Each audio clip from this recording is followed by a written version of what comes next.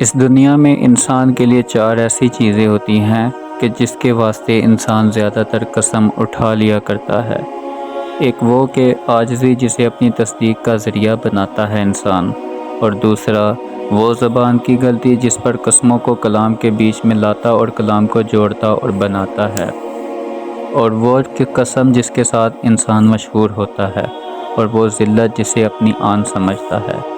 بے شک حسن عہد ایمان کا جزو اور بلا شبہ حسن توکل صادق و یقین کا ثمرہ ہے۔ بے شک عہد و پیمان قیامت کے دن تک گلے کا ہار ہیں۔ جس نے ان کو پورا کیا اللہ تعالیٰ اسے اپنے ساتھ ملائے گا، اور جس نے ان کو توڑ دیا اللہ تعالیٰ اسے ذلیل و خوار کرے گا، اور جس نے ان کو حقیر جانا یہ اس کے ساتھ مالک کی بارگاہ میں جھگڑیں گے جس نے اس کو پورا کرنے کی تاکید فرمائی۔ وعدہ پورا کرنا بزرگی کی دلیل اور اپنے کام میں کوشش کرنا سعادت مندی کی نشانی ہے، اور وعدہ کرنا ایک طرح کی بیماری ہے لیکن اس کا پورا کرنا گونا تندرستی ہے۔ وعدے کو پورا کرنا بزرگی کی علامت ہے اور خالص دوستی برکت کا باعث ہے۔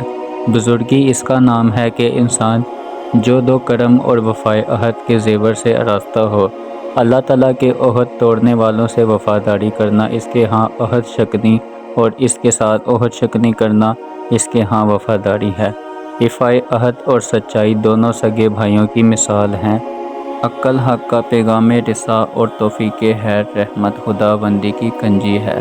وعدہ کرو تو اس کے خلاف نہ کرو، اور اگر غصہ آئے تو زبان سے بیہودہ بات نہ نکالو۔ عہد کو پورا کرنا بزرگی کی بات ہے، اور خالص دوستی ایک مستحکم رشتہ ہے۔ وفائے عہد ایک گونا بخشش ہے، اور بخشش ایک بہت بڑی فضیلت کی بات ہے۔ اپنے عہد و پیمان کو مضبوط رکھیے اور حق ساری اختیار کرو کہ تم فلاح پاؤ۔ میں جب کسی شخص سے کوئی وعدہ کرتا ہوں اور وہ رات کو اپنے بستر پر اس کی فکر میں بے چین رہتا ہے کہ سویرے اٹھ کر وہ اپنی حاجت روائی کرے گا، تو مجھے اس سے بڑھ کر اس بات کی فکر رہتی ہے کہ میں جلدی سے اس کے پاس جا کر اس کے وعدے کے قرض سے سبق دوشی حاصل کروں۔ تمام رات اسی فکر میں اپنے بستر پر بے چین رہتا ہوں، اور مجھے اس بات کا اندیشہ ہوتا ہے کہ مبادا ایسا کوئی معنی پیش آ جائے جس سے وعدے کے خلاف کرنا پڑے، کیونکہ وعدہ خلافی شریفوں کی صفت نہیں ہے۔ وفائے عہد سرداری کا قلعہ اور بھلائی اچھا سامان ہے جو ضرورت کے وقت کام آتے ہیں۔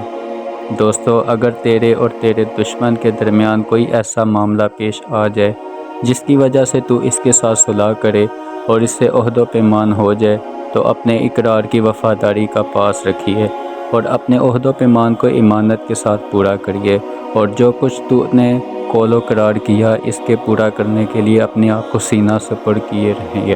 جو شخص اپنے وعدے کو ٹالتا رہتا ہے وہ اگر پورا بھی کرے تو اس میں کچھ لطف اندوز نہیں ہوتا، اور جو شخص لوگوں کے ساتھ اپنے عہد کی پوری وفاداری کرتا ہے وہ ان میں برگزیدہ ہونے کے لائق اور مستحق ہو جاتا ہے، اور جو شخص وعدہ خلافی کرتا ہے وہ عہد و پیمان کو پورا کرنے والا نہیں، اور جو شخص اپنے عادات کی پیروی کرتا ہے وہ درجات عالیہ حاصل نہیں کر سکتا۔